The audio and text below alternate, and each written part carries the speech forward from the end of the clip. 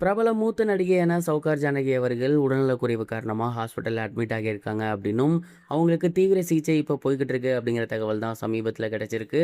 என்ன நடந்திருக்கு அப்படிங்கிறது தான் இந்த ஒரு வீடியோல நம்ம பார்க்க போறோம். இந்திய சினிமாவின் மிக மூத்த நடிகைகள்ல ரொம்பவே முக்கியமான ஒருத்தவங்க தான் சௌகார் ஜானகி அவர்கள்.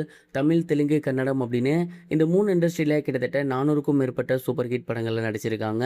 பத்மஸ்ரீ விருது பெற்றிருக்காங்க. இவங்களோட சூப்பர் ஹிட் படங்கள் அப்படின்னு சொன்னா ஏராளமான படங்கள லிஸ்ட் போட்டுட்டே போலாம். அந்த அளவுக்கு மிக பெரும் முக்கிய ஹீரோக்களோடையும் சரி, இப்ப இருக்கக்கூடிய ஜெனரேஷன் ஹீரோக்களோடையும் சரி நடிச்சிருக்காங்க. 95 வயதான சௌகார் ஜானகி அவர்கள் சமீப காலமாகவே உடல்நலக்குறைவு காரணமா அவதிப்பட்டு வந்திருக்காங்க. கடந்த 2 மாதங்களாக அவங்களுக்கு மூச்சு விடுறதுல ஒரு சில பிரச்சனைகள் ஏற்பட்டிருக்கு. அது ரொம்ப சீரியஸாகவே இன்னைக்கு சௌகார் ஜானகி அவர்கள் ஹாஸ்பிட்டல்ல அட்மிட் செய்யப்பட்டிருக்காங்க. எப்பவும் போல அவங்களுக்கு முடியாம போகும், ஹாஸ்பிட்டல் போவாங்க, பார்த்துட்டு 2, 3 நாள்ல வீட்டுக்கு வந்துருவாங்க. அந்த மாதிரி தான் நினைச்சு இந்த முறையுமே அவங்கள அட்மிட் பண்ண போயிருக்காங்க. பட் இந்த முறை அவங்க மூச்சு விடுறதுல ரொம்பவே சிரமப்பட ஆரம்பிச்சிருக்காங்க. இதனால அவங்களுக்கு ஐசியூல சிகிச்சை போகுது அப்படிங்கிறது தெரிய வந்திருக்கு. இந்த ஒரு செய்தி தான் சமீபத்தில் வெளியாகி சோசியல் மீடியாவில் ரொம்பவே வைரலாக போய்கிட்டு இருக்கு. இந்த ஒரு நியூஸ் வெளியானதை தொடர்ந்து சௌகார் ஜானகி அவர்கள் எப்படி இருக்காங்க, இப்போ அவங்களுக்கு என்ன மாதிரியான ட்ரீட்மெண்ட்ஸ் போய்கிட்டு இருக்கு, என்ன கண்டிஷனில் இருக்காங்க அப்படின்னு தொடர்ந்து ஏராளமான நபர்கள் கேட்டு வந்துட்டு இருக்காங்க. இது வைரலாகவே ஹாஸ்பிட்டல் நிர்வாகம் இப்போ அவங்க சைட்லேருந்து ஒரு அறிக்கை ஒன்று வெளியிட்டிருக்காங்க. அதில் அவங்க என்ன சொல்லியிருக்காங்க அப்படின்னா, சௌகார் ஜானகி அம்மா அட்மிட் ஆனதுலேருந்தே அவங்களுக்கு மூச்சு விடுறதுல பிரச்சனை இருக்குது. அவங்கள ஐசியூவில் அட்மிட் பண்ணியிருக்காங்க.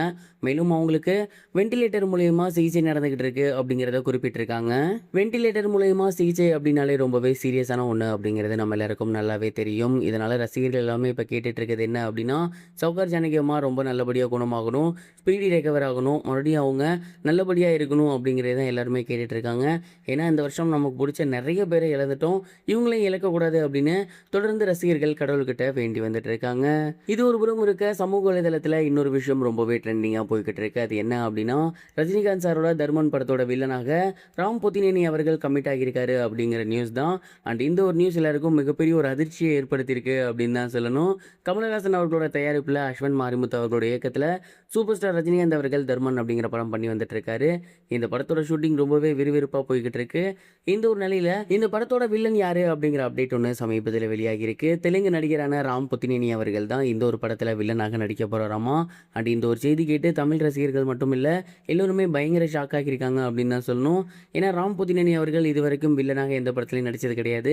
அது மட்டும் இல்லாமல் அவரோட ஃபேஸ் கட்டே பார்த்தீங்கன்னா ரொம்பவே சார்மிங்காக ஒரு ப்ளே பாய் மாதிரி இருப்பார், நம்ம ஊர் ஆரியா மாதிரி. அவர் வில்லனா அப்படிங்கிற ஒரு கேள்வி எல்லாருக்கும் எழுந்திருக்கு. மேலும் அவரோட படங்கள் ரீமேக்கில் பார்த்தவங்களுக்கு தெரியும் அவரோட நடிப்பு எப்படி இருக்கும் அப்படின்னு. ஸோ படம் சொதப்பிடுமோ அப்படிங்கிற மாதிரி இப்போவே ரஜினி ரசிகர்கள் பயப்படுறாங்க. அஸ்வந்த் மேலே நம்பிக்கை இருக்கு, பொறுத்திருந்து பார்ப்போம் என்ன நடக்க போகுது அப்படின்னு. இது வரைக்கும் கனெக்டிங் டிவிக்கு சப்ஸ்கிரைப் பண்ணனா மறக்காம சப்ஸ்கிரைப் பண்ணிக்கங்க. உடனடி அப்டேட்ஸ் பெறுவதற்கு நோட்டிஃபிகேஷன் பெல்லையும் கிளிக் பண்ணிக்கங்க.